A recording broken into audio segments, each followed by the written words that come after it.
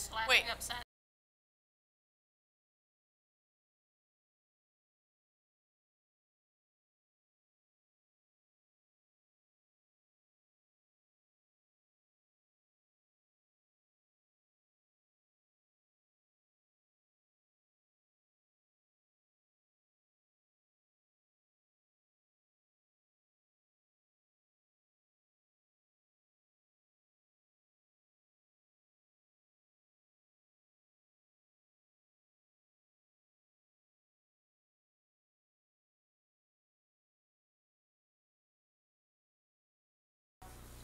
Technical difficulties.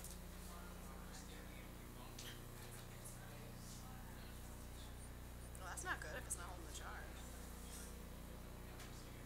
I blame Siri. I blame everything that goes wrong with them on Siri. Good. Ready? All right, we'll call to order the work session for March 27th, 2018. We have 6 items on the agenda. I'll entertain a motion to adopt the agenda. All those in favor? Aye. First item up, an update on the TAP grant. Basically, we're going to have shared with us today the design elements of the TAP grant. With that, we'll turn it over to Kurt White. Okay, hello. Good afternoon, Mayor and Commissioners. Thanks for giving us the opportunity here to share a little bit about what's really a very important milestone in the kind of the lifetime of the project, the TAP grant project. What you'll see today, what we'll go over today, in terms of the actual concepts, have not really changed significantly at all from what we discussed at our January retreat. I'll kind of highlight what the only change you'll see here is. But really, since January, what we've been doing is developing the estimate of construction cost for the project and doing a traffic analysis for the East-North Main Street concept. So those are really been the bulk of the work over the past just about 2 months since we last spoke. So what we'll do is we'll go over schedule update, actually look at those final concepts, and then I'll share those estimated construction costs with you, and we'll talk about what the next steps are. So what we've done here is just I've kind of divided the project lifetime into 3 broad buckets: the programming and planning, the pre-construction phase, and then the construction phase. So far we've done our programming and planning. That's just getting the grant. That's getting it programmed into NCDOT's transportation improvement plan. It's getting our design firm on board, scoping the project, and then as the pre-construction phase, that's what we've been doing since about August, and that is where we actually take some of those broad goals, broad vision for the project, being mainly improved walkability, bikeability, and the general kind of multimodal transportation downtown, and translating that into some concepts that we can actually start envisioning on the ground. We've done that through a series of community engagement meetings. We've done it through looking at our existing plans. We've talked preliminarily with CSX, with NCDOT, and to get a sense of whether these concepts would actually work downtown. Now the difference is what we're about to do, and the reason this is a big milestone is that we intend to move forward with the concepts as presented into the preliminary design phase.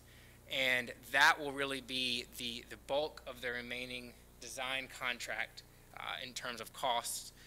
And it will take those concepts and start seeing on the ground, is this going to fit? You start looking at right-of-way, you start looking at grading plans, traffic control plans, and starting to prepare your actual final design criteria and really refine those estimated construction costs. So that's why it's a big step here, and really after this point is where things become much more solid in terms of what we intend to go with. So after that would come final design and then construction. Still hoping to be able to do bidding in late 2018 and construction late 18, early 19. So still pretty much on schedule from what we originally outlined about 6 months or so ago.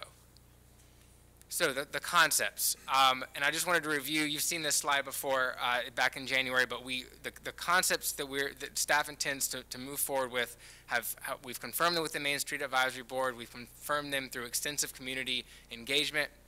We actually had 3 public meetings before the project kickoff back in June. We had a public field audit where people had a chance to actually walk around through downtown and identify some of these challenges to walkability. We had a meeting with the property owners and business owners who would be affected by the East-North Main improvements in October. Open house in December. We had an open comment period. And then we've also done our media engagement as well. And so that's how we've worked to confirm these concepts. I'm going to divide them up here. First of all, looking at north of the tracks and then south of the tracks, just because it's easier to imagine it when you see it that way, because there's a lot going on. You should have the presentation up close. I know it's kind of hard to see on the screens here. It's the color is not great, but what you see. You've seen it before again, but it's the sidewalks along North Broome Street, new crosswalks at North Broome and Price, North Broome and McDonald, sidewalks along the town's gravel lot, McDonald Street, improved crosswalk and some crosswalk relocation at East, North Main, and North Broome Street. In conjunction with these crosswalks, it's not just going to be improved crosswalks, but you're also going to have improved signage throughout. That's part of the budget as well, so to be able to actually let people know a crosswalk's coming up, because as we know, just painting a line on the ground doesn't mean that the cars will necessarily stop. The signage can help with that as well. Here is the East-North Main Street. We'll zoom in a little bit on that in a minute. Also, I wanted to point out that the little black spaces you see here are new ADA spaces. We're doing this would give us 4 new ADA spaces downtown, bringing the total to 9. So we did our best to spread those out throughout the downtown wherever they were feasible, and where there could be an accessible route to the businesses. Then we have on East-South Main Street. Yes. Signage. Yes. Is this signage directed at the auto driver or the vehicle driver to alert them that statutorily they have to stop if somebody's in the crosswalk? Right. Those kind of signs. Okay. Thanks. Thanks. Yeah. East-South Main. So please excuse the Cotton Flats here. This is Mill on Main. Sidewalk coming from the Mill on Main to the pedestrian bridge. We recently got a CUP to be able to modify that bridge to make room for the sidewalk, which would just be removing the planter box that's there, wouldn't be altering the stairs that lead up to the structure. A ramp here coming from the Women's Club to help create a better accessible route. Sidewalk extension all the way to Broome Street, and bike rack there, and some other just some again, more signage and crosswalk enhancements. West-South Main, we've got, now here's I mentioned there was one fairly significant change we made since January, and that is this. That is the sidewalk that's on West-South Main between about Church Street and going past the park and to the end of the angled parking. You may remember that. That's right. As Commissioner Lee, we originally it was going to be behind the cars. The public wasn't. The public was fairly concerned. We heard some comments from commissioners, and we also got some feedback from NCDOT as well. Decided that probably the best thing was to move it to a more traditional location, and it looks like with CSX that there will be room for it there. So that's the only significant change you will see since the concepts you saw before. Some ADA and other improvements in David G. Barnes Park, again, more crosswalk improvements. You see on South Church Street, which is continued on the next page, a sidewalk going down past what is now the Cupcake Queen to the skate park area. Some parking, a little bit of parking reorientation here to make room for that because of being able to back out. Another ADA space, some curb improvements, ramps, things like that for ADA. And so those are the bulk of the improvements. I know I'm just kind of going through this quickly, but. Do we have, where are the ADA spaces on the south side of the tracks, on South Main? Do we have any? South of the tracks, we have this space here at this is South Church Street. Okay. And South Main. These are 2 spaces on South Main Street. Okay. In front of the park. And then this is a space at, across from Provisions. Okay. Thank you. I noticed there's a pedestrian beacon Yes. where the bridge is. Is it possible to also put one like where the crosswalk is for the park? Or, I mean, is it just a cost issue, or? It's a good question. It wasn't a cost issue, but what we had to do is actually, we had to get pedestrian counts and then give those to NCDOT. And only where the pedestrian counts met their threshold would they allow a signalized beacon. So it wasn't a cost issue. It was just our ability to do it on a DOT road. So they counted only the pedestrians losing that crosswalk now? They We're count, saying they counted the ones currently using it the way that it is now. right. Okay, isn't it logical to assume that some people don't use that spot because there is no signal or safety measure, and that's why they're crossing somewhere else? Yeah, I mean, potentially. Okay. We know that people don't always cross at the designated locations, and those thresholds, they could change over time. We know that traffic's increasing. Okay. So it's something we can revisit. Something that could be revisited. Continue to try. Yeah, we know how fast things are changing downtown. It's just a snapshot in time. A year later, it gets a lot changes. So. Okay. And what about no chance of having a crosswalk at the end of the parking spaces there, the same slide where the park is, all the way at the end? Here? Yeah. We can't do a crosswalk there for some reason, or?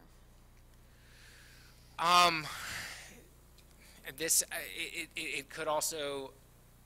I think what they were trying to do is what we're trying to do here is look at where people tend to be crossing, and instead of putting a bunch of crosswalks that are less intensive crosswalks, less signage, less distinct markings, to really try to funnel people to fewer locations but with better crossing facilities. Right, so that's where I'm kind of with Commissioner Lee on this. It almost seems like if we don't have a crosswalk there and everybody's going to be walking down to where the one is across from the park, that then when you're adding the pedestrian count, then it may increase.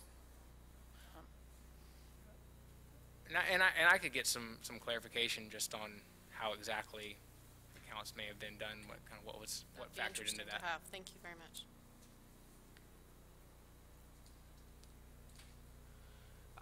Okay, so I wanted to drill down on the East North Main Street Pedestrian Plaza, since that is a major piece.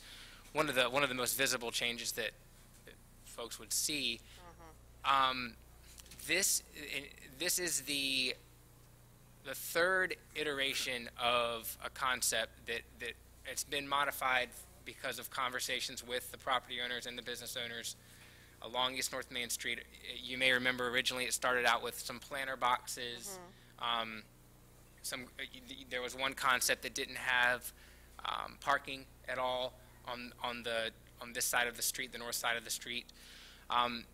This is the concept that was landed on, and that we would recommend, that we're intending to move forward with, and it's because it kind of balances the various needs and concerns we heard. It maximizes sidewalk space, which is what what we heard from some of the business owners. And so instead of the planter boxes, it actually maximizes the sidewalk space by adding 11 new feet in addition to the existing 11 feet for pedestrian usage. And it also reduces maintenance by not having the planting areas. It still deals with the grade differential that you currently have out there right now, where you can't open your car door without hitting the wall. It does not eliminate parking, because we heard from the business owners they were interested in considering removing parking so that you could have visibility for people who were out there dining if someone was at the creamery. However, they only wanted to do that if we could make up the parking somewhere else, and not finding it feasible to do it on North Broome Street, as we were considering at one point, just didn't want to eliminate parking. So there's currently 35 spaces on East North Main Street and North Providence Street. This concept would take it to 34, and that's only because of the new ADA space, which requires an unloading zone for like a van. So the concept itself isn't the reason why we're losing the space. So this balances parking with maximizing sidewalk space and the grade differential, and it really creates the opportunity for long-term, no matter for years to come, the users of these buildings would be able to benefit from that, and certainly the current ones as well. The street lights, please don't. Those are not. That's the street lights that we're proposing. That those are just drawn in as a concept. So, just wanted to review It's amazing how many people. what the East North Main Street, some of the background, the value, and the feasibility of it. We talked before how it was mentioned the Downtown Vision Plan from several years ago. We did revise it several times with the stakeholders.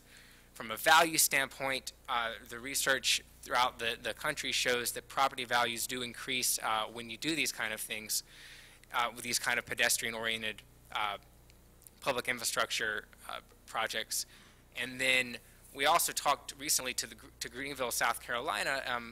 Many of you know that their downtown has definitely come a long way in the past 15 or 20 years. And their real estate development manager was just sharing some of the experiences they've had with doing similar plazas. And really, there's a great point, and this was reinforced at the Main Street Conference that several of us were able to attend a couple weeks ago, that one of the few areas that government can directly impact businesses is through placemaking, through these kind of public investments, and to take advantage of those opportunities if you control if you have the ability to do so. And in this case, since it's a town road, we actually have the ability to do something to this effect. So it really kind of will make downtown the only place in Waxhaw where we will be able to find something like this. As from a feasibility standpoint, I mentioned the traffic analysis that we did following the January board retreat. We did do a traffic analysis with our engineering firm. It was actually with our Gresham Smith and Partners firm. It wasn't in-house. And they looked at the current two-way operation and changed it to a one-way operation. They did traffic data collection at peak periods at the 3 affected intersections, and the result, and the full study's available for viewing as well, but the result essentially boils down to there was no significant increase in queuing times at any of the 3 intersections by shifting it to a one-way, and there was an increase in safety, especially particularly at the East North Main Street and North Broome Street intersection. If you're heading down East North Main, if you're heading westbound on East North Main and you want to take a left onto Broome Street, that's what this would improve the safety at that. What has been the feedback from the business owners and then the few residents that live at the end of that street? How do they feel about it being one way? Have you gotten feedback on that? Yes, so the business owners, we received positive feedback from the business owners and from the property owners, with the exception of the residential property is concerned with the one way. That we did get some feedback to that regard, and that's why we let him know that we would be looking to do a traffic impact study just to see if it would adversely impact the property. Did you look at how that pattern might affect parking as well?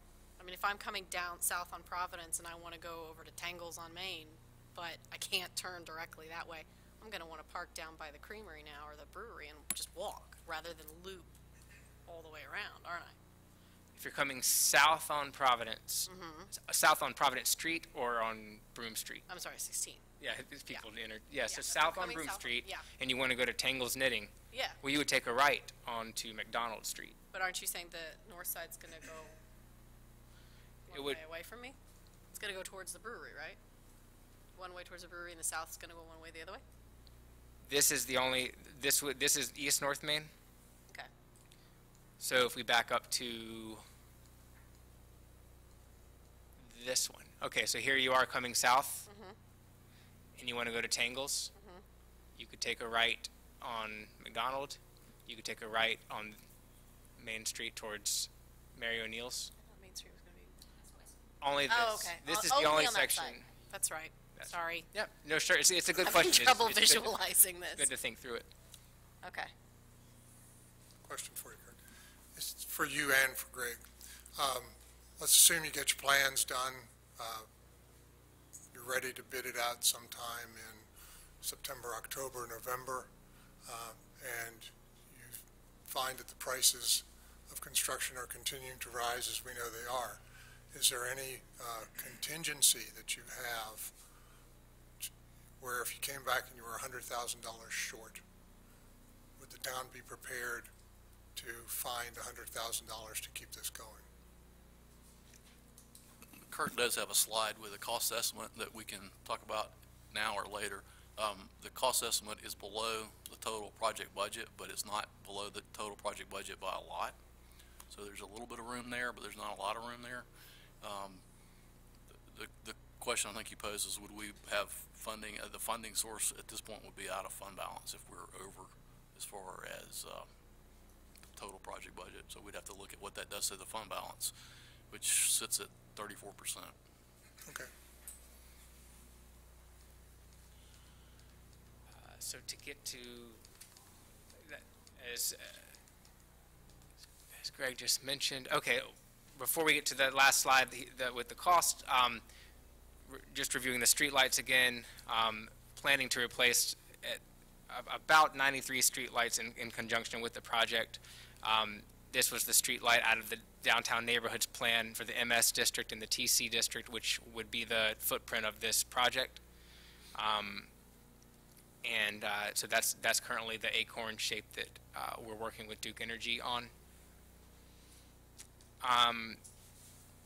Project budget. So the design contract, that's where we are right now. We are in design. It's $298,000 actually. So it's about $300,000 there. On the north side of the tracks, $176,700. South of the tracks, the estimated $271. The Pedestrian Plaza, $175. And then that brings the total to $923,100.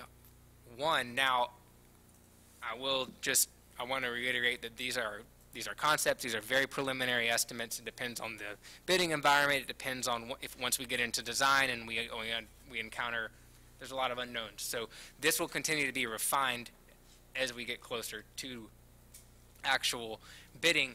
And also, while it looks like there is almost $100,000 there, there are going to be fees that NCDOT charges to the grant for any reviews that they have to do. So some of this is really a contingent amount. I want to just caution that that's not $100,000 of extra necessarily. But I was encouraged by the number that our consultant has done a pretty good job at getting close to what we actually had to work with. So the next steps,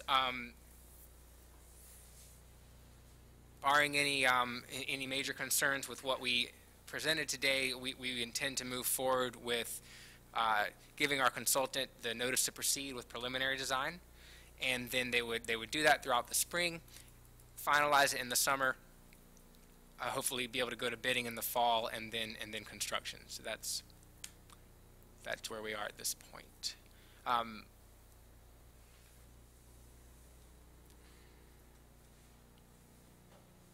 I think that's it. That's it, unless there's any questions. Or happy to take questions.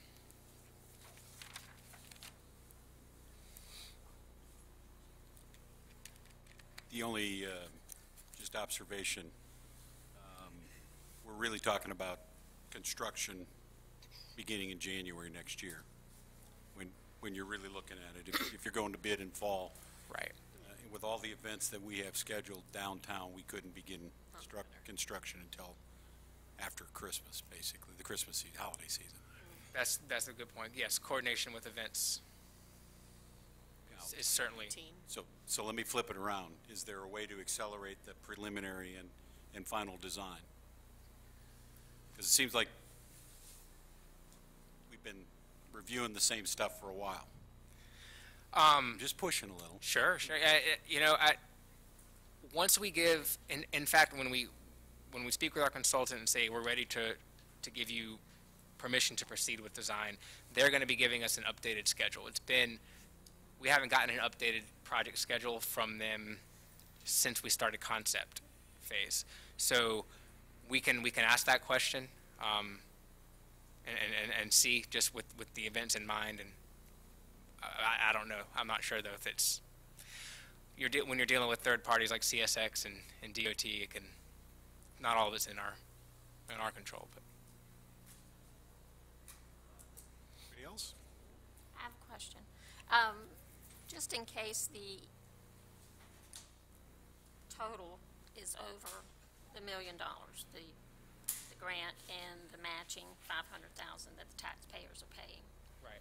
Is there anything that can be cut back on or eliminated that would not really affect the look, that would save that money than us having to go to the fund balance? There's a lot of other things we need to spend money on besides adding to Sure. $500,000 we've already promised from our tax base. Yeah, I think the first step, if something like that happened, would be to talk to our consultant about maybe some value engineering. Is there a way to build to get the same effect with perhaps different materials, with different design types? One thing that we've already looked at is instead of bricked pavers, switch that to stamped concrete that looks like brick. So there's things like that can save a surprising amount of money pretty quickly if you start looking at those kind of things at this kind of a scale when you have that many to do. So I would say that would be the first step. And then as far as eliminating actual pieces of the project, if it got to that point, we would have to make decisions about what the priorities were. Okay, thank you. Thank you.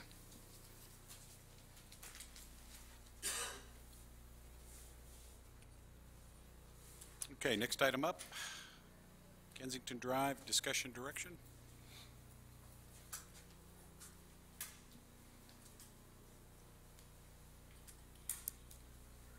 Mr. Rory. All right.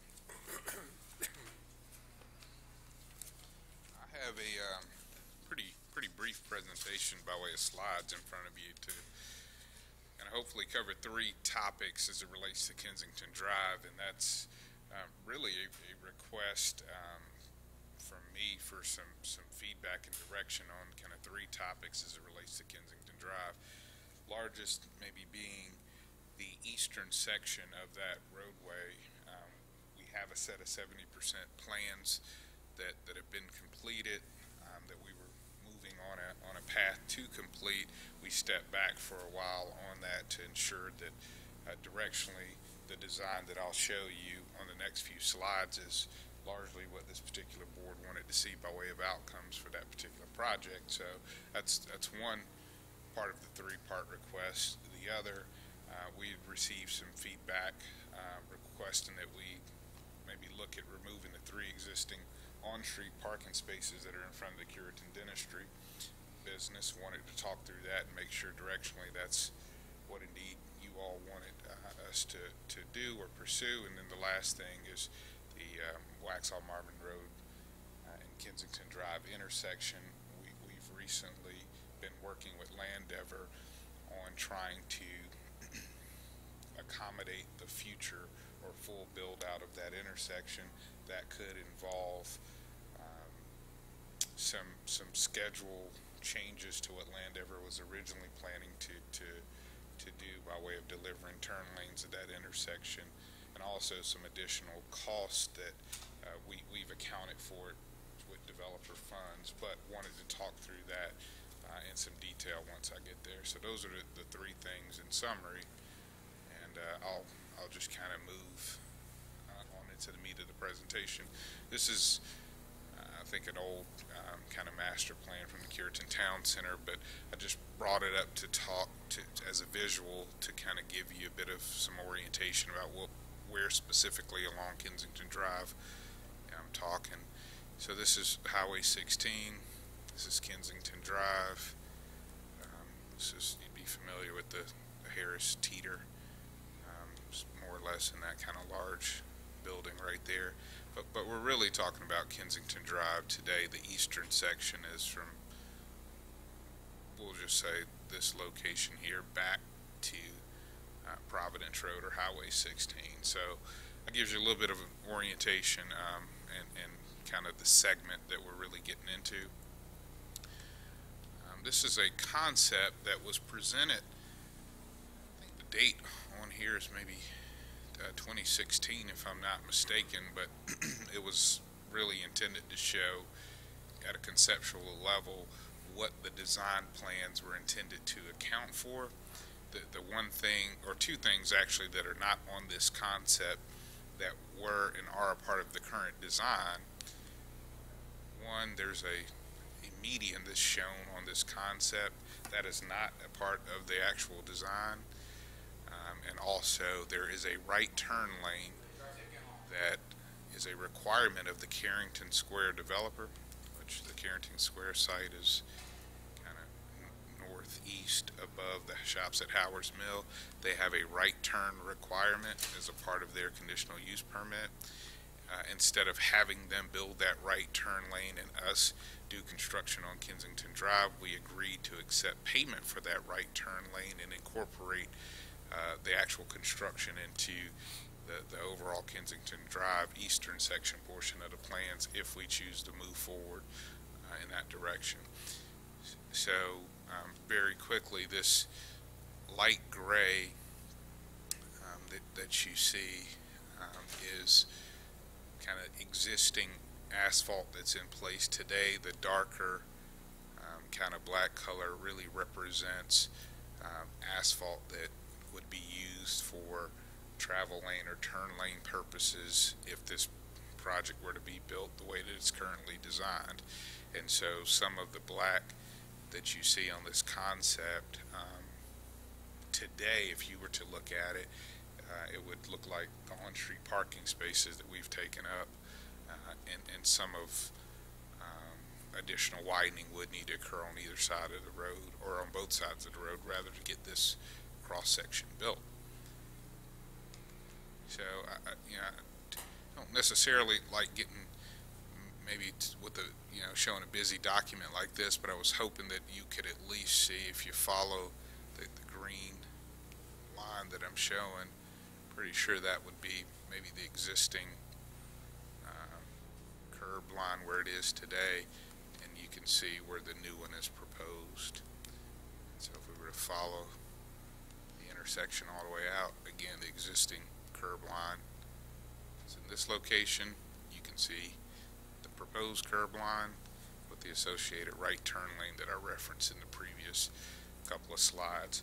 So this just kind of gets you oriented on what where the section of Kensington Drive that I'm referencing, the actual kind of concept. I'll back up a slide, and then a certain level of detail around the design that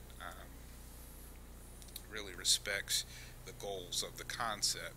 Why I'm before you today is really to get some direction on, is this the design that this particular board still wants us pursuing when this project kind of fell into my lap, so to speak.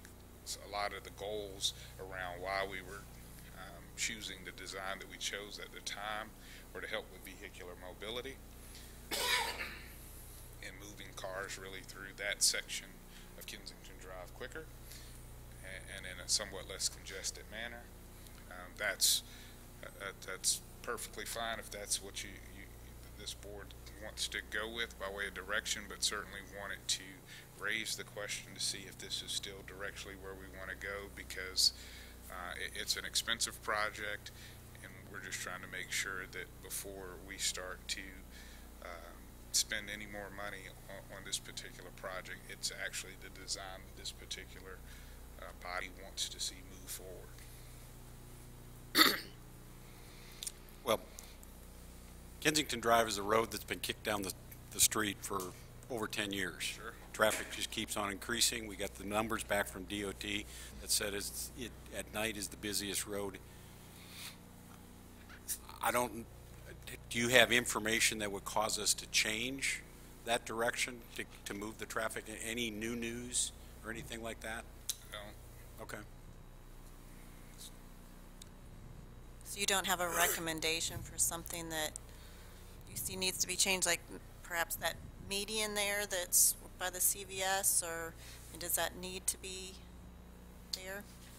Referencing what's on this concept? Yes. Yeah, that wouldn't be built as a part of the project if we move forward. So are you asking, should it be? Yeah, I didn't know if you had any recommendations, or I mean, largely, my recommendations are what are our overall goals with this particular stretch of road. I think if it's largely about moving cars through this intersection, then I think this design will do it. I think if we have other goals that we're trying to achieve, mainly on the pedestrian level, I think a design like this really starts to kind of put the pedestrians at a disadvantage because of the number of lanes and what it's really intended to do. So my recommendations are I don't really have an opinion either way. It's largely how does the board want this particular corridor to function? so to get it more pedestrian friendly, then we're talking about spending money on more design, and is that? That's correct. I mean, it could be more design, but if you'd have to keep in mind that if the design was significantly different than what you see right here, it may, from a cost perspective, still be under the cost associated with this particular design, because this would involve some widening, some utility relocations, some coordination with different property owners for right-of-way, things of that nature. And you may not have those same levels of cost if it's a design that's more about accommodating the pedestrian. You could probably work within the existing limits of the right-of-way. Do we have any information on if there is a lot of pedestrians crossing this road, like from the church to the shopping center? Have we looked at that at all to see if there needs to be a crosswalk or something, or do we have nothing? So a crosswalk was put in place. I think it was put in place maybe Sunset Hill in Kensington. Yeah. I'll just use a year as a time frame. Don't quote me on a year. But I'm just that kind of registers, but probably a close time frame. Do we have numbers? No, we have not gone out and gotten pedestrian kind of crossing counts. We certainly could. And I'm not suggesting that that's something that has to happen. What I'm really looking for is, do we want to primarily move people in cars, or do we want to primarily address the pedestrian condition? That's really what I'm after. Well, I drive that darn road 10, 15 times a day. Okay.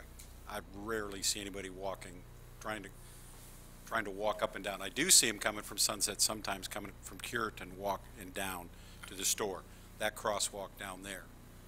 But in front of the church? That's what I was thinking, but No. I didn't know if we had Yeah. information on that. Yeah. We don't have any numbers.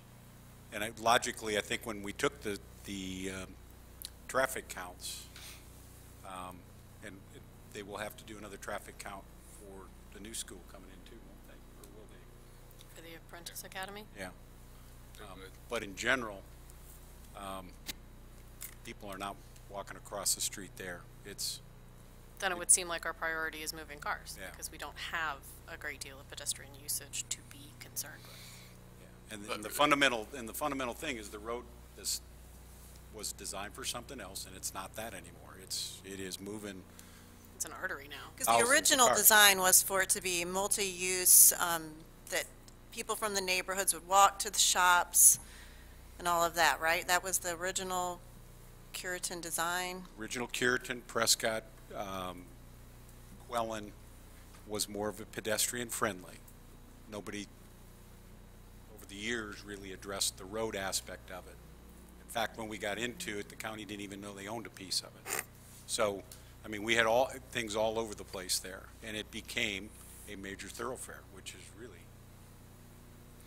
What's on the We're at screen today. is the original concept, which shows the property across from Harris Cedar where the church is, which, if you look at the scale and massing and size and spacing between buildings, is a different condition than what's out there today, Entirely. which leads to slower speeds naturally and easier pedestrian crossings in that confined area. And now with the lack of border and edge on the north side, it's a different condition. Yeah. Now, with those 3 spaces, the parking spaces that are in front of Curitan Dentistry, you would just be marking that off with a no parking like you did with the other spaces that are along that roadway? Yeah, if that's what the board wanted to do, if you're referencing 20 spaces 24, 25, and 26 in this diagram, it would be marked off just like the other ones are. Now, further down the line, are those no parking space signs there and that are further down going towards 16, because there are at least 1, 2, 3, 4, about 4 of them. Would they then be widened with the road when the road is widened and moved back? Okay, Yeah, they wouldn't even be available for because parking. that's They would turn into heavily, travel lanes. that's traffic you can't even see to make a left turn with those spots there it's at all. dangerous. It is dangerous. Okay.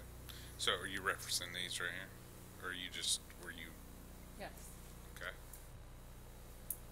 So the purpose of removing those is for widening or more of a safety? I mean, it's feedback that I've received, so my assumption is that it's about concerns about sight distance. You can't see. But that's, Coming out of that, you can't see it all, but between the church and the school across the street, cars trying to come out right there by Moe's. Yeah, you have to Making sort of a- take your life in your hands and pull into you traffic cannot and see. hope there's no one coming. Cannot see it all. So it is a safety issue. And then eventually, then you said that would be widened along with going towards Providence. correct. Okay. So You know my feelings, right?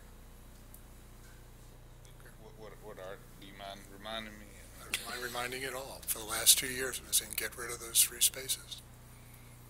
Yeah, I think that, and you'll hear me say this in any environment, perceptions and reality are different things in my world, as it relates to safety, because that is a term that gets used, and in order to, one, it's not absolute, they're degrees. And then also, in order to prove kind of safety, unsafety to whatever degree, or safe or non-safe to whatever degree someone's trying to kind of argue that point, you have to have data.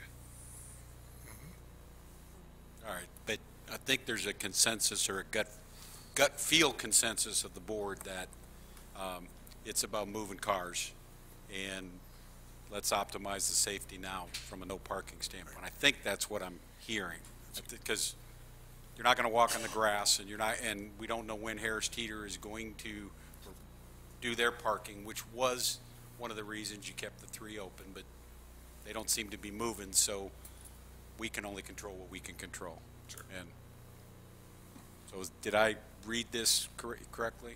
Okay? So, Next question, when will they be striped out? So what I would suggest doing is the board put it on your next agenda. We have a time to give the businesses that are there some sort of notice so that it doesn't happen overnight. And then after the vote at the regular meeting, we could move to set up striping it. So what are we voting on? Moving forward with what we originally said we wanted to move forward with 2 years ago? I mean, I'm not being flippant, but I'm not sure what the vote is. I think that's specific to the parking is what Okay. I'm talking about. Yeah, and I think a couple years ago, you asked us to look at these spaces and see which ones that we thought could be removed. We recommended this first one. Now, I think the vote would be for the remaining three. Are you asking us, Steve, to have someone make a motion?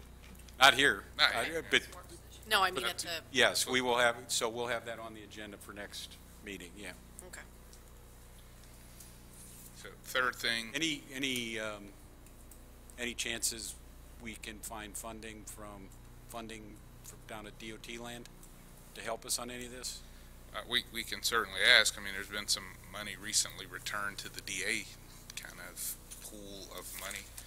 Is there anything we need to do to help you with that, I guess, really what I'm getting at? I think similar direction is, if that's really where you want us to pursue those funds, we can do it. And I just want to make sure we get everything lined up and give you all the support we need. so, I mean, just the pursuit of those funds does come with a match, because that's grant funding. So, yeah, I just want to acknowledge that, and certainly can get you all the numbers, but it is matching grant money, and we would have to have all of the money up front because it's reimbursable. So, Dennis, can you go back to the slide that's got Sure. the dollar figures on it? Slide with dollar figure. This one, or Might be before that. okay, just tell me. It's right here. That one. There you go. So this is a concept number at 2.5 million, widening and retrofit, and I'm not going to try to say exactly where the limits of that are, but Dennis had previously kind of said the eastern section. There's a $1.8 million project sitting on our books, and there's roughly 1.2 million that's remaining that's not designed. So there's 1.2, which means that the project as it sits today may not be fully funded. So I think what Dennis is describing is perhaps an effort to go back to the CRTPO and to apply for direct attributable dollars, DA dollars, where there's only a 25% match required from the town. So if that is the case, then our match is in the $500,000 plus range versus the current plan, which would be 1.2 plus. So 1.2 plus whatever the construction number comes in at. That gives you a order of magnitude as far as the dollars. So absent the assistance of the DA funds, I think the other part of this tonight is not just discussion of the various design components, but the fact that we're looking at a substantial cash infusion to finish the project absent assistance from CRTPO. So put this one on the list of other projects that are out there if we're unable to get DA funds, because we're not going to have enough money. If the 2.5 billion is close, even if it's 2.3, or if we're off on the low side, there's additional funding going to be needed from someplace. What would be reasons we would not qualify for the DA funds? For the DA, Well, there's competition, one. I mean, there's competition. I mean, I think at this stage, it's about availability of funds. Funds are becoming available as projects that were more competitive than this project, and that DA funding pool of money are giving back money. Some are finding different ways to fund the project, similar to how we've found some different means to fund Great Byram in 16. So then that DA money gets released back into the pool of projects, and we have to not necessarily reapply per se, but we do have to kind of make our request or intentions known that we do want to go after whatever's available. And just a point of clarity, we did submit this as a project We did. previously, and we did not get awarded DA funding, right? That's correct. Yeah. That's correct. It wasn't, it didn't score as competitively as some of the other projects we submitted.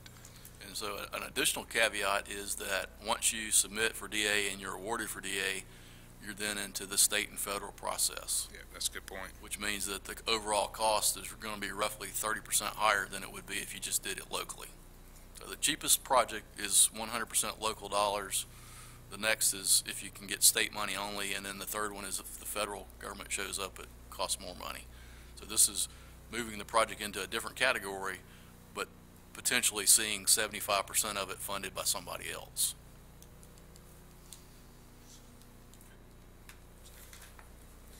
All right, so that's 2 of 3, and the third item, kind of the drawing or concept that's up on the screen right now.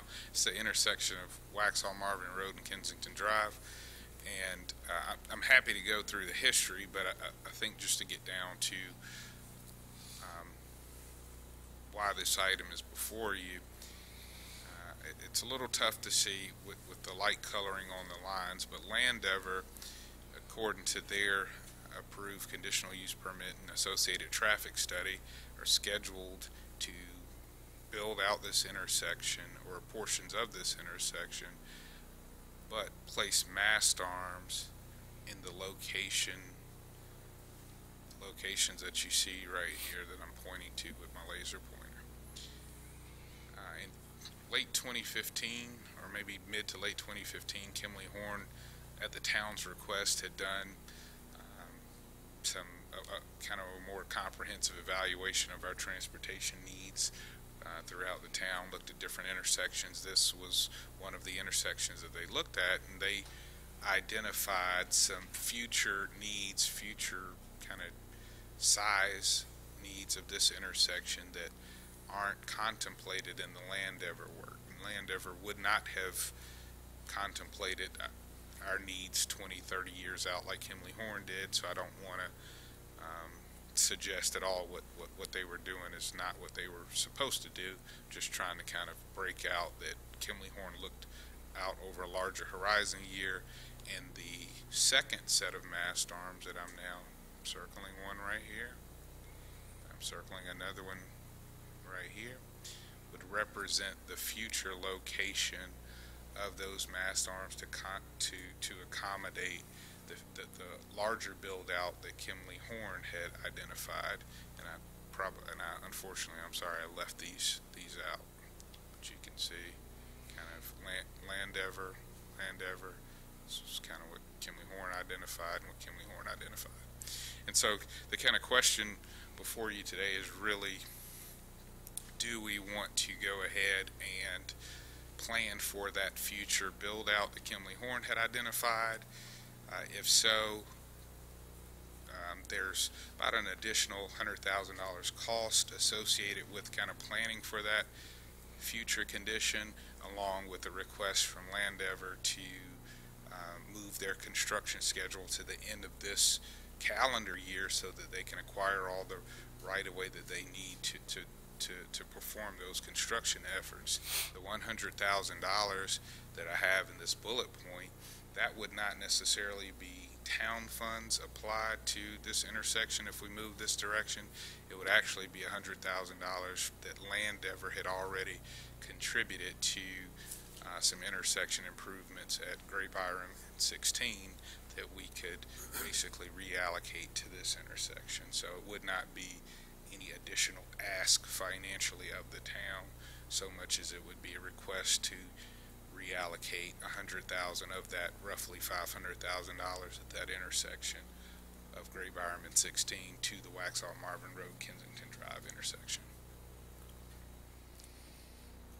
And so again, just to hopefully simplify it, the question's a two-part question. Do we want to doing this? If we went this direction, are we comfortable with reallocating that $100,000 and also providing what I'll call some scheduled relief for Landover to allow them to do these improvements by the end of 2018. And our suggestion is we think that's a reasonable approach to it. It's good planning for the future, and that it doesn't make sense to relocate those mass storms if you really know where the future location is going to be, and you can do it now, and there's funding there. So they're currently looking at October if we don't give them relief, and so end of December is not that different. So. I would concur with both. Get her done. Sounds good. That's all I had. I appreciate it. Thank you, Dennis. Greg, I guess you're up. This was not going to be a long discussion, but it's going to kind of be a summary of where we are and what we're working on. And Lisa is welcome to jump into the discussion if she needs to. Come on up, Lisa, so we can at least see you if you're going to jump in.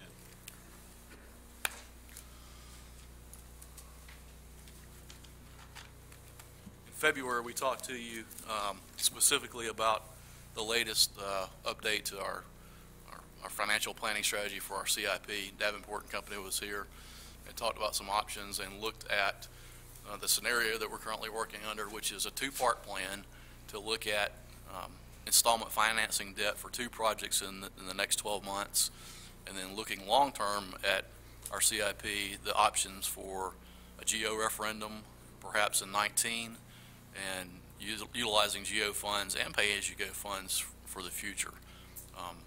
What we're talking about this evening is simply the fact that we're building a budget as we speak that will be presented in early May.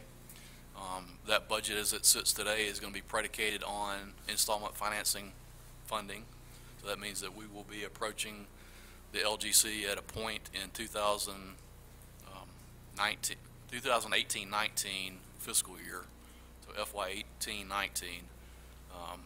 We will approach LGC unless something changes about the possibility of doing installment purchase financing contract on two facilities. One is the YMCA Park Fields, or if you want to call them Kensington Drive facility, or Waxhaw Marvin Fields. We've used various terms for those, but generally those are the three that have been utilized. The second project that would be eligible would be a public services facility. As you're aware, we're looking and we're diligently looking for land that would accommodate that, and so several different locations are currently being looked at for suitability and accessibility, and we hope to come back to you with some sort of update on that fairly soon, but that's an absolute need. Public Services is in a subpar facility, and they've been there for a number of years, and really our ability to serve our citizens is hampered by the facility that we have, in that we don't have room for more equipment, and our facilities for our people are really not good. So we're working really hard to try to find a location. We think we can do something as far as a location in the next 12 months, and so that would move us into the project planning phase. So that's where we're at with our initial phase, and Lisa's certainly welcome to add. Something else about why we're combining those two projects.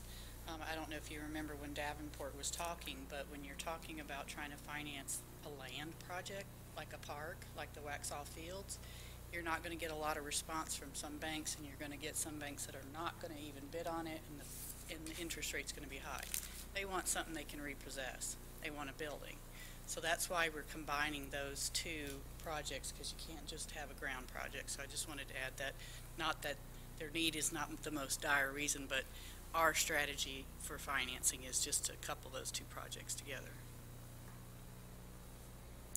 The CIP that you saw in January is virtually going to be what we're looking at and talking about again during the budget process. Again, the year that really matters and that is incorporated in the budget is year number 1. Years number 2 through 5 are there for planning purposes, and you get to come back each year and readdress those priorities. And it is very typical that projects move forward and move backwards depending on funding, depending on land, depending on a lot of factors. So in not only this CIP, but in other communities all across the state and country, those out years are the years that move around. But you need to have a plan and start thinking about what those total dollars are, whether you're looking at a 5-year need of 30 million or 15 million or whatever it is. Develop a plan. So we're working through that. The current strategy, though, is looking at that interim bank debt as the first step. Clarification question, when we go to the, if we decide to do that and go to the LGC, is it on the bank debt? Do we have to have project-ready plans for the, or is that on the bond side? Well, both. I mean, Okay. the LGC has gotten much tighter about both types of debt, and so they want to know that you're going to build what you borrow. One thing that Lisa is working on, and we'll come back to you fairly soon, is we're going to look at an update to the fund balance policy. We mentioned that at the retreat as far as where we stand today and then what we want to set as a target, and maybe build in a little bit of flexibility, because you need a little flexibility. When you start a fiscal year, you might be at one point. When you end the fiscal year, you might be a slightly different point. However, if you're below your target policy, there has to be a strategy to get back to your target, whatever that target is. So we'll come back to you with some recommendations on fund balance policy. It is not imperative that we adopt other pieces of financial policies before the budget is adopted, such as investment policies or other things. We have the summer and fall to do that, so our goal is to look at the fund balance policy first, as that relates directly to the budget and where we end up. But then we'll come back and get those other pieces with a goal of having them all in place before we go to the LGC or before we go to a bank and ask for credit.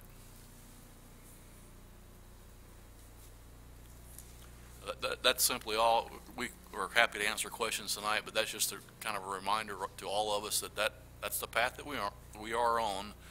And we are looking at that CIP as being kind of a document that we've discussed and we've looked at adjusting it, but as we get closer and closer to the budget adoption, it becomes real in that first year. Really is the year that we're planning to fund. And is it safe to assume that as we go through the work sessions on the budget, April 3rd, April 17th, we'll start, as that information becomes more defined for this, that you'd be bringing it back either then or another work session? Yeah, and I think this kind of ties directly to the next topic, but we didn't want to get back into the nuts and bolts of each of those pages. But if you go in page 27 and 28 in the model and start looking at how that's set up and what some of the assumptions are, look closely at the assumption that we would continue to fund about $650,000 of pay-as-you-go in that model, because anything that disrupts that cash flow from our existing revenues into the model really breaks the model. And I'm going to come back to that just in a minute to talk about the next topic and why that's really important. But we're at a point where it's going to be a real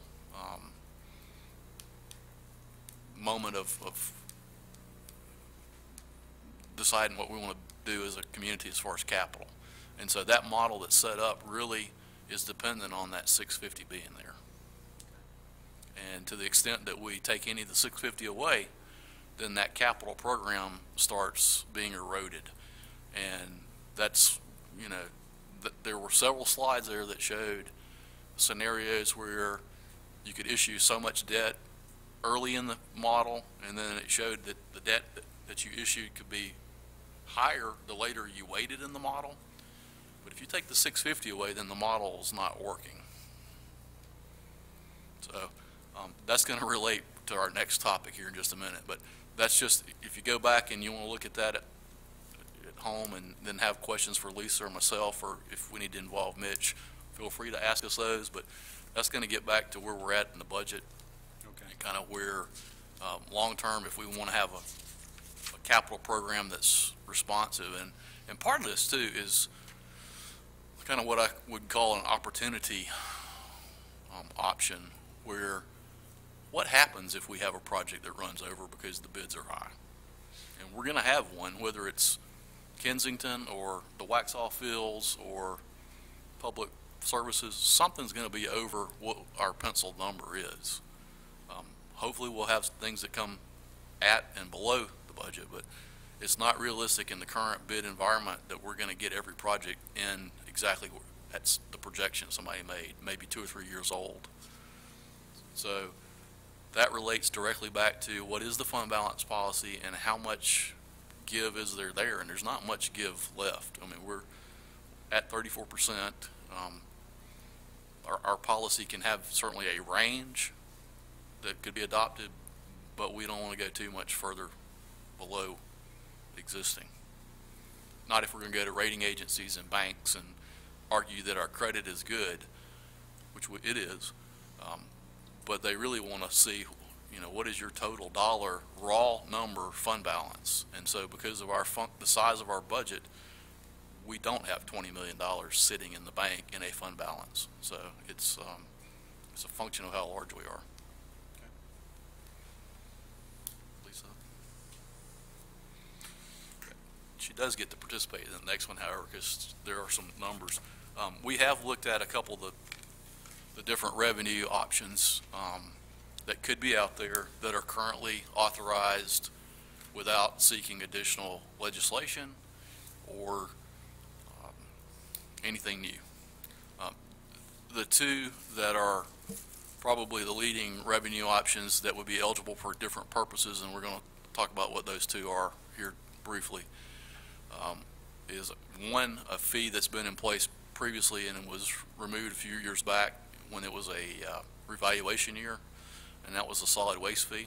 The solid waste fee was $80 per year per household. That did not cover the cost of solid waste collection, recycling, and yard debris at that time. It would not cover the cost of that service now. However, it would provide maybe about a third, actually, of the cost if it were in place. The projection, just based on some rough numbers that we've done on households we currently have in town, which this number grows, but if you think about that, our raw cost grows every day a new house is added too. So we're adding anywhere from 25 to 40 new houses per month, and that does fluctuate, but just for planning purposes, we're looking at, you know, roughly 25 houses per month at a minimum right now. We've had 30-month houses, or 30 house months. We've had up to 40, but we do continue to add houses. So right now, if we did have the solid waste fee back in place as part of the annual tax bill, and that would be one way it could be allocated or addressed, would be about $460,000 a year that would be generated, while the total solid waste recycling and yard debris contract is going to be about $1.24 million next year, roughly. So about a third, rough numbers, of that cost would potentially be covered. The billing method, if that were something that we pursued and looked at, would be a simple line on the tax bill where we'd have to let Union County know to add that, and it would have a solid waste fee / Waxhaw collected as part of the tax bill, remitted from the county to the town. So that is one the town has utilized in the past. It is used widely across the state. It is not something that's unique. Most, if not a lot of the larger municipalities that are providing a higher level of service for solid waste and or recycling are utilizing some form of the fee. They don't all recover 100%, but they generally do cover some percentage and look at that. That is one that's been utilized here in town before. It is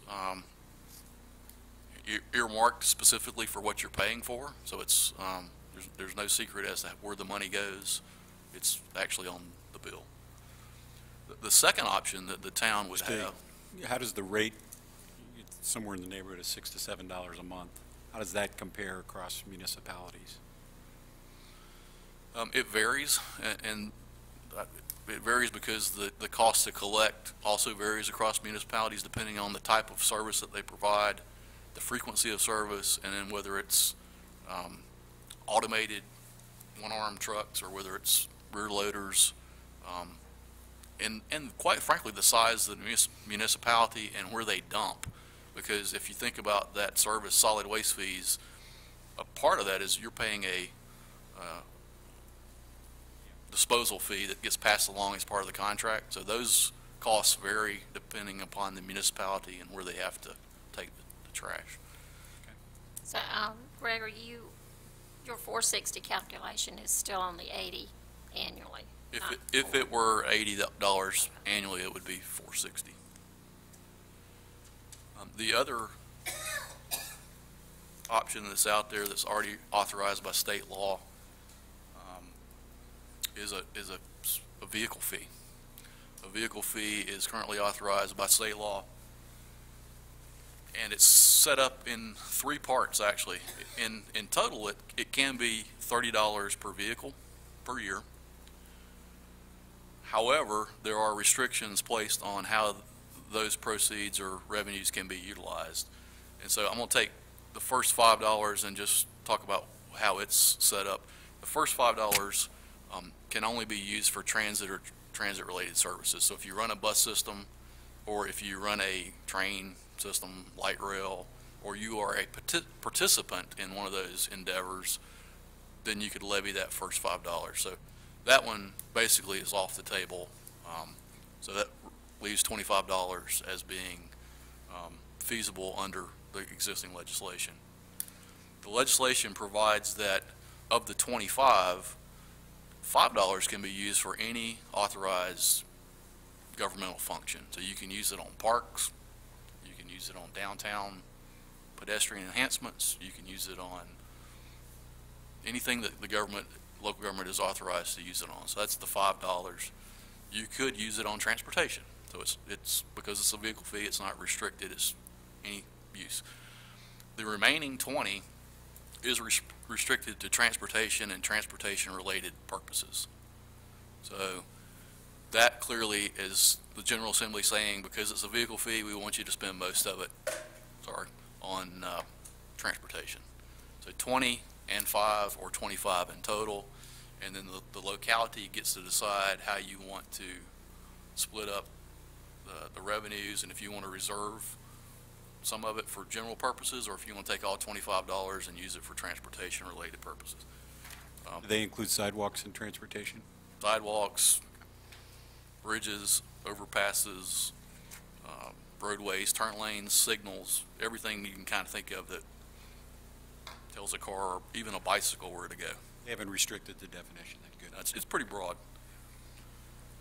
So just rough order of magnitude, if we're breaking let me give you the total number first. If you had the entire $25 based on roughly 12,300 vehicles, it's about $307,000 a year that would be generated.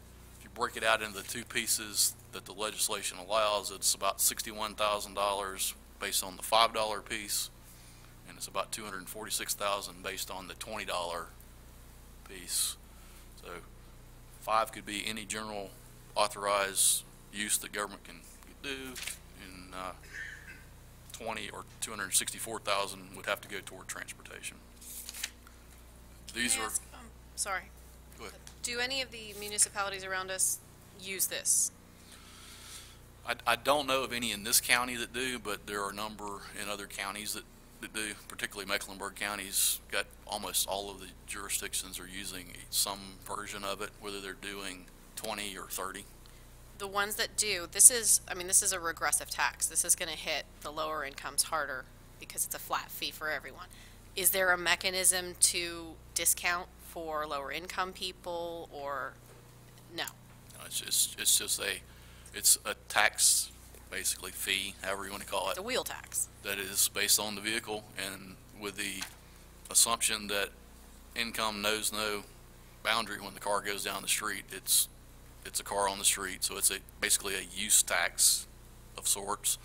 that the cars are impacting the street. So in most localities, what I've seen is that they are reserving the majority of it, if not all of it, for transportation-related purposes. But again, the $5 side of it allows for flexibility there, where you could use it for parks, or you could use that for sidewalks and pedestrian enhancements. It's generally flexible there. But a lot of the localities have said we want to put all or almost all of it to transportation. It just concerns me whenever we talk about a tax that's going to disproportionately hit the people in our community that have the least left to give. It's just something I think we should be concerned about. We should think about before we move on anything like this. Those are Just a point around on the surrounding municipalities, most of them do not even participate in the Powell bill funding. I know. So, I know. So we're talking about if we were to do the $80 and the $25, $105, so annually or monthly, that would be approximately $8.9 a month for each. For almost $800,000. 700,000.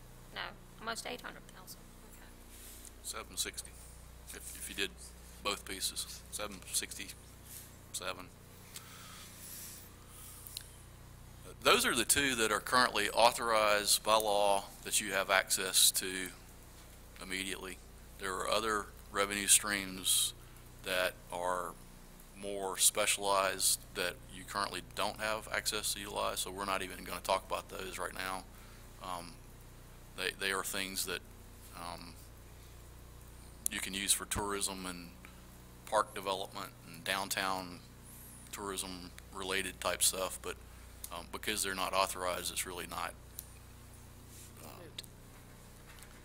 These are the two that are really there that we wanted to bring to you to suggest that we need to think about those.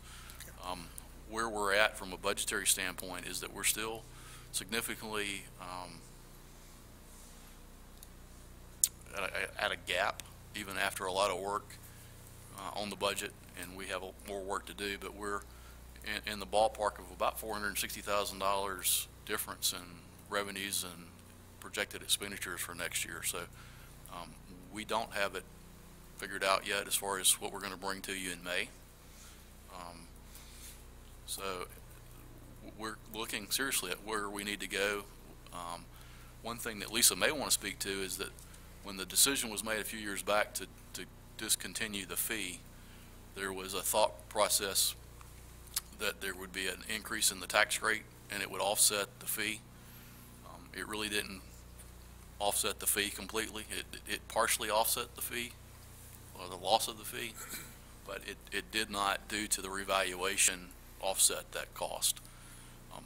The thing that's occurred since then, if you recall, is that we have instituted, based on a lot of requests and efficiency on the other side, the new recycling program, which includes a much larger container that does two things. One, it keeps the community cleaner because recycling material is not blowing down the street because there's a lid on it now. Two, it's going to increase the volume that we see removed from the solid waste stream and go into the recycling stream, because we've more than doubled the capacity. We took an 18-gallon open top bucket that was picked up every 2 weeks, and now have a 96-gallon container that's picked up every other week. So we've more than doubled the capacity, however you look at that. And it's a single stream type operation where the number and amount of recyclables has increased, so more things can be disposed of. We hope to see the participation continue to go up, and then the solid waste stream go down. That did have a cost, and so from an annualized perspective, that's over $70,000 of new cost that we are picking up. We'll have an entire full year of that next year. We only had a partial year this year because we instituted it in February, so we're not bearing the full cost, but that is new. It's a new service level, and it's really predicated on a couple things. Was that efficiency, but really we had a lot of residents that called public services and asked for larger containers and asked for the ability to recycle more because they felt like they wanted to. And so there's a lot of feedback there Marion got a lot about the desire to go to that, and it's a good thing overall. Just as a point of reference, excuse me, when we talk about 400,000, the 760,000, how does that translate into pennies on the tax bill? In other words, how many pennies would we have to add to our tax rate to generate $760,000? I think it would be about 3. Okay, thank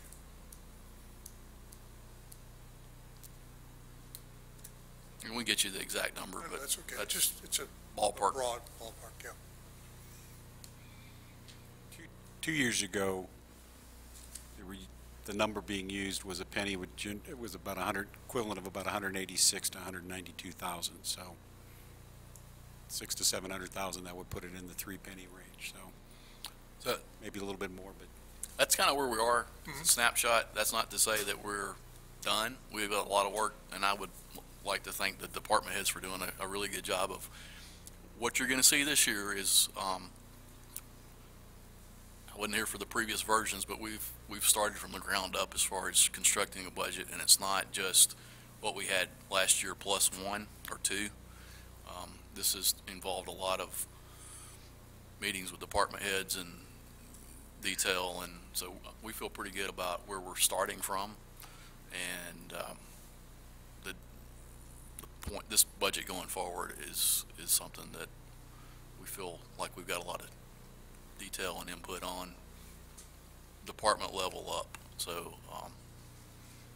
process has been pretty intensive. I get nervous when somebody feels good about a $500,000 gap, but we'll just move on to the next agenda. It's better than $2 million gap. So. Thank you very much. Any other questions for Greg and Lisa?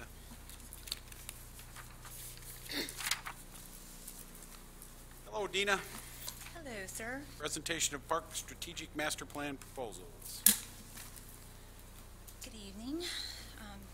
I'm here to present to you the Strategic Park Master Plan. Y'all asked staff to reach out about updating our current master plan, and I'm here with exciting news, and we'll go forward.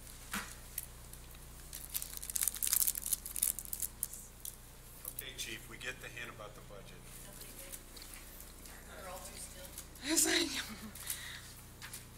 Alrighty. We're going to go over a couple slides to tell you basically the purpose behind a master plan. Our current plan was done in 2012, and we've had a wonderful population explosion that happened, and we just needed to update that. We saw that in the fall that we needed to bring forward some new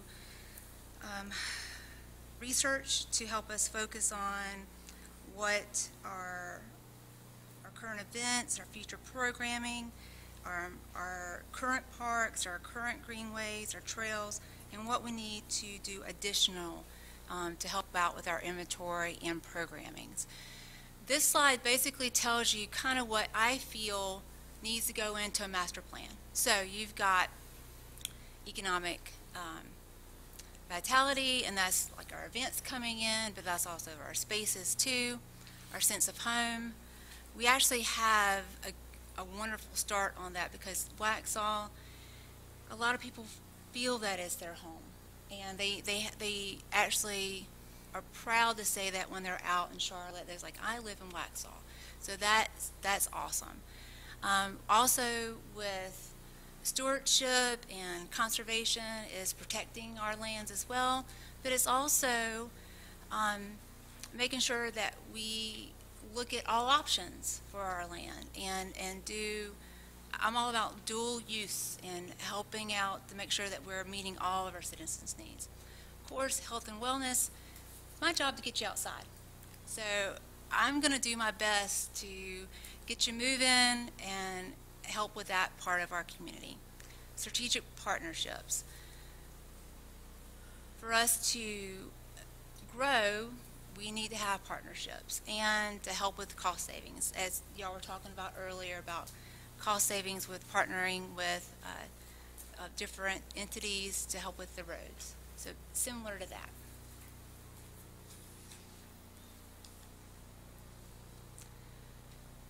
Finding the right partner. So in the fall, y'all gave me the heads up that y'all wanted to move forward on this. So we put together a request for proposal, an RFP, and basically I sent it out to 3 different companies. And through background plus our blind scoring system, we came up with the best fit that we feel for Waxhaw. So that was background, that's cost, location, time, that they can get the plan back to us, and the blind study. Basically, we did a scoring sheet. So on my left, depending on how you look at it, has a blind scoring sheet, and the park committee that has wonderful professions in different types of areas helped with this scoring sheet. They had no idea who the companies were. Everything with their logos were blanked out, and they had to look at each proposal objectively. So they had a scoring sheet, and then they basically got letters of A, B, and C. And then, for example, this is one of the RFP questions, was how did they rate up to those questions? And through that study, we came up with our applicant. So we had the vetting, where I went out and checked with all my lovely Park and Rec directors, and then with the state, and asked questions about who is in the area about updating master plans. And I chose 3. Then with the process of the scoring and staff input, we got our decisions down. And then we went into the scope, the cost, and time getting the information back. We are out of a time crunch. Of course, I would like it back tomorrow, so it gives y'all better options for decisions. But the minimum and the company that we chose is actually the one who was the best cost, that had the score, and can get it back to us in a timely manner. Quick point of clarity. Yes. Who participated in the scoring? Was it the Park and Rec Committee plus selected staff? It was the Park and Rec Committee. There were 7 of them that actually took at least 2 to 3 hours and did the scoring with me, and that was a blind score. And then with staff, I reached out to staff to help me with just make sure technical. Okay. I was on board on that. Mm-hmm. So, and local, that's another big one. We chose Besham to be our representative for the master plan, with y'all's approval, of course. But Besham is a local company. They also have done past projects with myself, actually, and Mr. Ferguson. The reasonable cost, their cost came in at roughly $65,000, and they can give back, their timeline is 8 months, so we would get it back in December, roughly. The runners-up, their cost was $84,000, and that was a 12-month timeline, and they're very qualified group, but they are out of state, so that would, the locability and accessibility, I was challenged with. And the third place was $148,000, and that was 12 to 14 months. They were in the state, but they're located in the mountains. Any questions about the company? One big thing about Besham is at the bottom, the last point, they actually, at my previous park, helped me go for the part of an LWCF grant, and we got it. So they know how to write the master plan to fit the needs of those grants, and they also are really good about our national standards and state standards. So we already had that foundation when we go out for those accreditations. So that was really awesome. So again, staff recommends that we award a strategic park master plan to Besham. Any questions?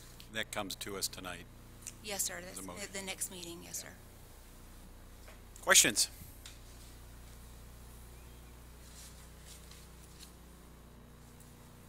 I have a question.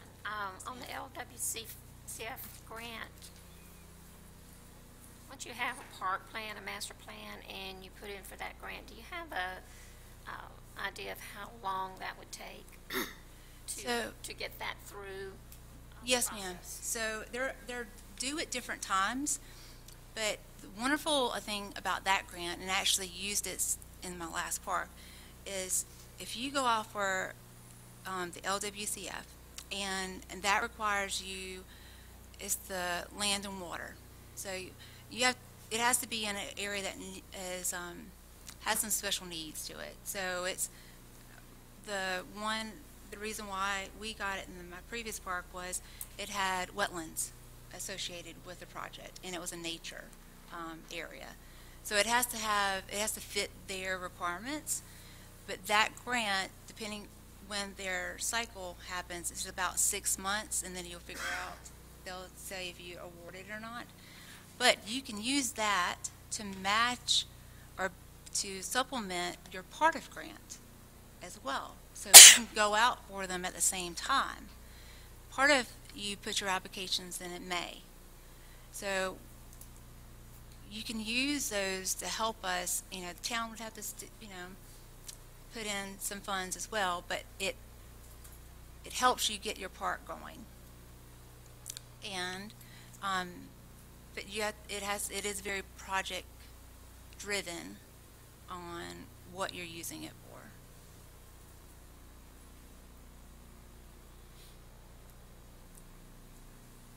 Any other questions?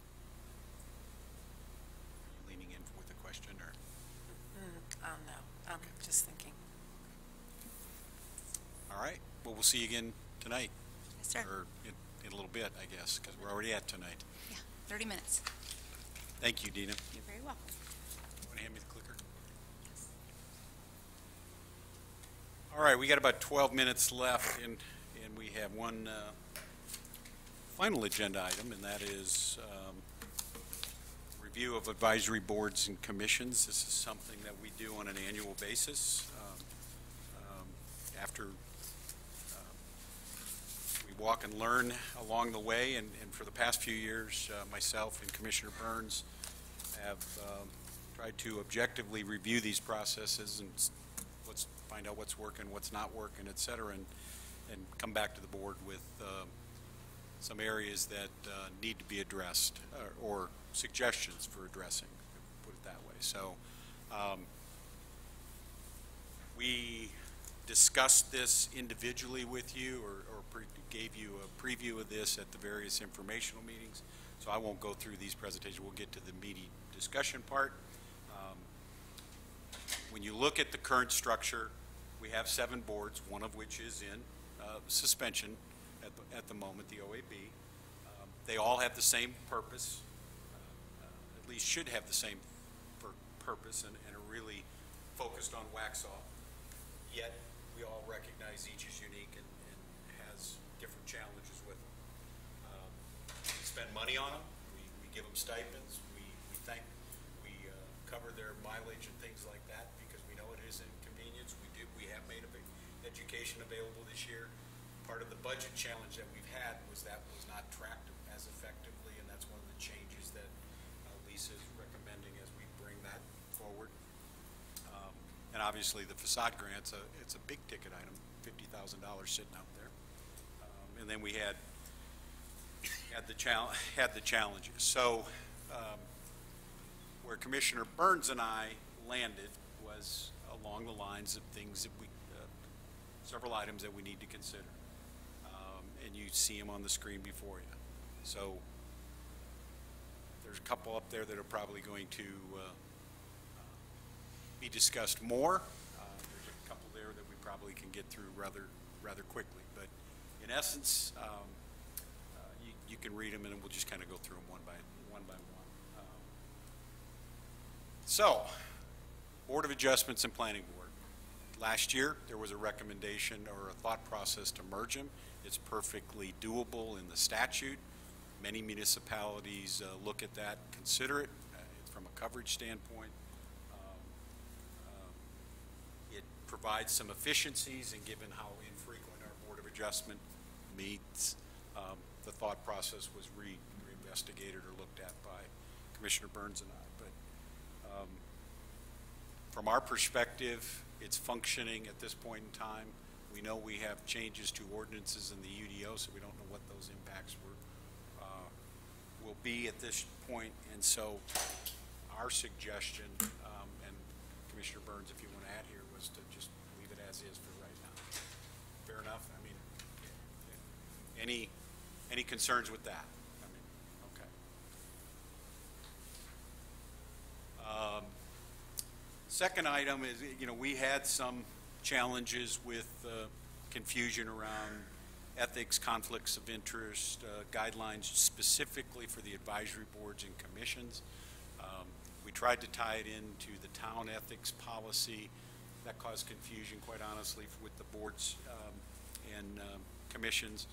And so Commissioner Burns and I went and looked specifically at the town of Cary, because they lead in this area, and they have a standalone policy, ethics policy for their boards and commissions. So it's very clear what the expectation is. And so, not that it's final, but in that packet that we gave you there was a draft of a revised ethics policy that gets to some of the specificity that seems to be needed, as well as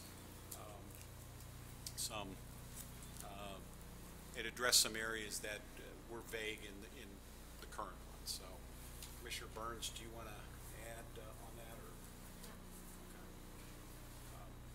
Okay. And not that we need to decide now, we do need to revise it for when we reinstitute, when we reconfirm all the boards in the September timeframe. But we really need to look at this and provide input and refine it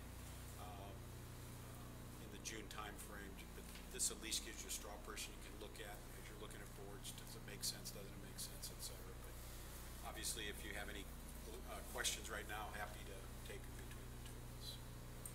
Not so much questions, but I think I have some things I'd like to see included in the new ethics policy. Great. So just send you my ideas. Or, yeah. Okay. Bring them up and get everybody to look at it. Okay, I'm going to skip the next one and go to one that's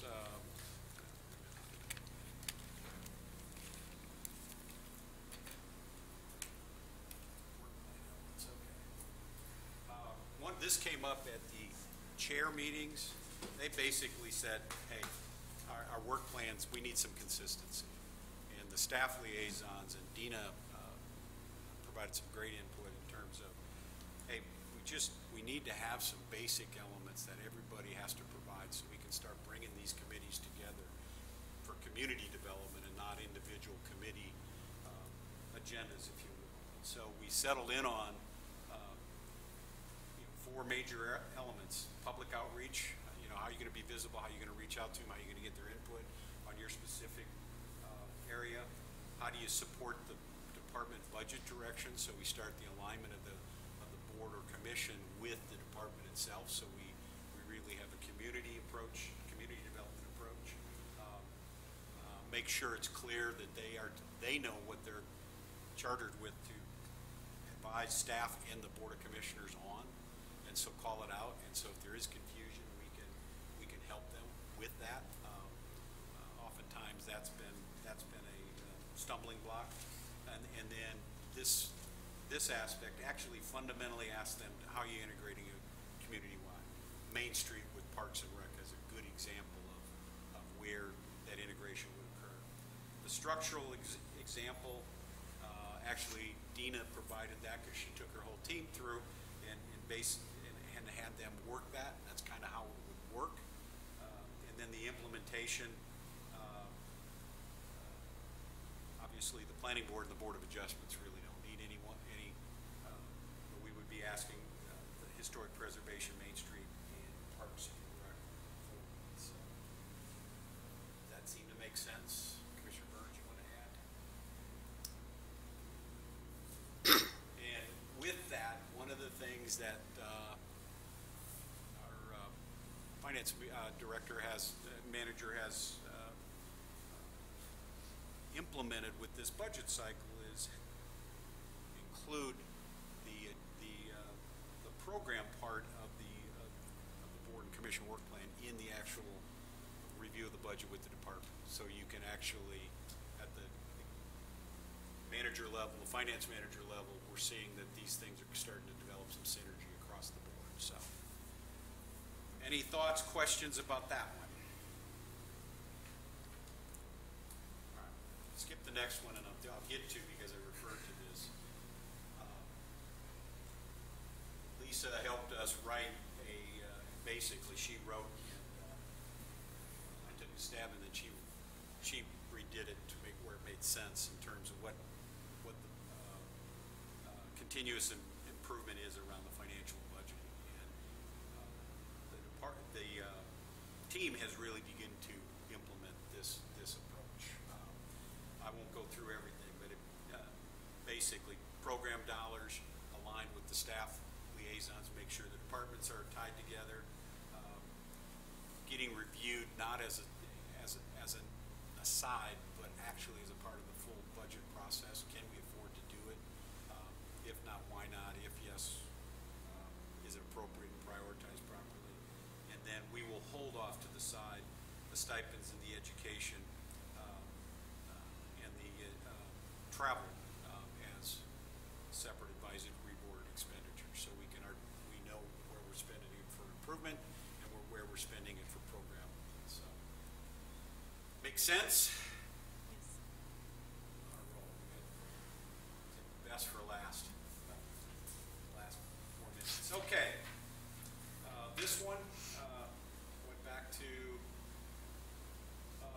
There's a recommendation on the table, and some of this has come from some of the individual boards. Is it time to have more direct involvement from the town board in terms of a liaison to the appropriate boards and commissions? Planning board, no. Board of Adjustment, no. But the whole idea, if you look down the left-hand side of that chart, why you would do it, and again, Commissioner Burns did a lot of research with some of the other towns on Cary and a few others that have had it, backed away from it, then brought it back, and as to why. I think the big thing that has come up more than anything from the boards themselves is we have to be willing as a board to police ourselves and agree that not only what they do, but what we aren't, what we do not do as a board liaison. We're not a part of their advisory board. We're not deliberating or voting on what they're doing in their meeting. That's them. We speak for the board, not as an individual, or in no personal perspective. We have to reach consensus. Is that something we want to do? And then refine over the next couple of months the guidelines and responsibilities. Commissioner Burns, you want to? Yeah, on the liaisons, I know we had them before, and we decided not to do them for several different reasons, but I did some research, and I talked to probably 20 different towns representatives specifically for Parks and Rec. And each one that I talked to, either the director or the manager or the HR person that helped, said that all of the advisory board members appreciated and wanted the commissioners there. It gave them a feeling that they cared, that they could go to them, they could talk to them and bring back to the board specifically things that happened in one meeting or as a general overview. So I think it's really important to reinstate the liaisons into the advisory boards. I will also add this. I went to the first day of the Main Street conference and spent time with Kurt and a couple of the committee members there. They came at it a little bit differently. They said they need a board champion. They need somebody they can talk to and have some leadership helping them bring it forward, knowing how to talk to the board, knowing how to bring it, what makes sense, not just coming forward and then getting shot down because they didn't do it the right way or whatever. They need that champion help, is specifically the Main Street group. That's what they asked for. Totally unsolicited, but as they were talking about the projects, and we got into the TAP grant, they actually talked about how, you know, if we had more of a relationship in a champion environment versus a critiquing environment, they might be able to move things faster. I mean, that's, you know, or move to decision faster, not necessarily, hey, you got to agree with, but move to decision. So, do we have consensus that we want to look at this? Well, let's have a discussion. So, What is your reasoning for thinking that the Board of Adjustment and Planning Board would not need liaisons? because it's statutory and we often get into the conflict there. Legal issues, yep. Big time. That's was the driving force while we looked at eliminating liaisons, because we had some conflicts when we first started. The ABC board reports directly, because of all of their budgetary stuff, they report directly and get advice from the town manager.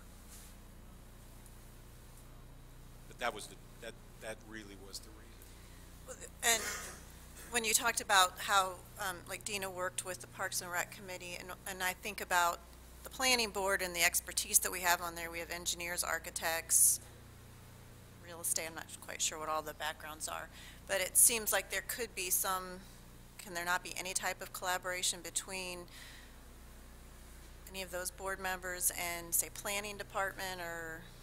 I think that collaboration between the planning department occurs rather naturally. And I've never had a problem with any of the planning staff reaching out to Greg and his predecessor. If they have an issue, they bring it forward and say, hey, we need some board help. Because at the end of the day, if they have an issue with somebody, it's our job to police it, and Greg would bring it forward to us. The difficulty we had when we were doing this was where they'd get into a legislative type action, and then they'd look out to the board member there and say, would you weigh in? And oops, all of a sudden now we have a conflict, and you're putting everybody in conflict. And so that's why we kind of backed away. But certainly, and Commissioner Burrell, you can talk about how you worked with Michael on the education side of it without going to the meeting. Yeah, that was the main thing that Jim and I accomplished, was finding educational sources for the planning board when we had heard criticisms of the planning board. And it was just a matter of education. We made sure, sometimes Jim and I would be there, even there was a time when Commissioners, Burns, all three of us were there. And we made a point to keep our mouths shut and not answer questions. And it just got a little cumbersome, and we did get into a couple of cases or applications where, they were quasi-judicial. And if you're in the room, it's kind of hard to deny that you were there. So we walked a little bit, learned a little bit, and just stayed away.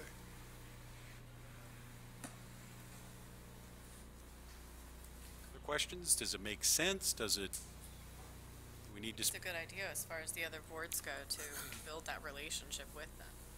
And Commissioner Burns and I, go, how do you sign it? Well, put names in a hat and pull them out, kind of thing. It's, if we're gonna be one board in terms of representing ourselves to the boards and committees, do it for a year and rotate and all that kind of stuff. But With that, then I'll, Commissioner Burns and I will work on the update of the rules and procedures so we can look at it and kind of continue this discussion then. Lastly, and we may not get through this, because of time, we got about 5 minutes. OAB operations have been suspended to allow the two remaining members because you can't serve on two boards. If they wanted to do other things, we relieved them of their obligation. But now we have to fulfill that obligation in some way, shape, or form, and then make sure we know what we want to do come October when we do the full reinstitution or the reboarding, if you will. We have one vacancy that we must fill right now, and that's the ABC board. The alternate is only for 3 months on the planning board. My suggestion would be they can function. They can function very effectively. We'll fill the alternate at the regular renewal time, but there's a couple of ways to do it. We can all do it right now while we look at what the OAB wants to be, or not what it wants to be, what we have to determine what it should be. It's either two commissioners and me, or all of us, because we cannot get into the open meetings and all that kind of stuff and really have the conflict. So the process is well defined. I will compliment the OAB over the last year, and with Kelly and Melody, they actually worked that process. So that aspect of the applications, and I think we all got a link to the system. So that piece is in place. The real question is, I'll turn it to you, how, for your comments too, how best to proceed going forward. Did I represent that, the big discussion part of it, basically? Yeah, I think maybe there'd be 3 of us with you as far as the quorum situation, 2 and you, and maybe alternate. If everyone wants to do that, if all 5 commissioners want to do that with you, but just alternate, maybe every 3 months, so everyone has a chance to do that. I don't have a problem doing the legwork. I think that's a fair approach. To alternate. And then, I think it's fair too. and then we got to decide what we want to do. Right. September timeframe. Do we permanently replace this? Do we eliminate it? Because we do have to address the suspended part of it. Commissioner or Mayor Pro Tem McMillan? I agree with what you're saying. So we would alternate as a board between now and September, and then revisit it in September to see which direction we're going in with the OAB board, to be clear. That's fine. So what I could do, if you're okay with this, I'll have Kelly put 5 names in a hat and pull the first 2 out. Sure. That sound. Is that pretty? That's fair. Okay. All right. That covers that. With that, we've gotten through. We have 7 minutes before, so we'll give you a little break. Motion to adjourn. So moved. All those in favor, say aye. Aye.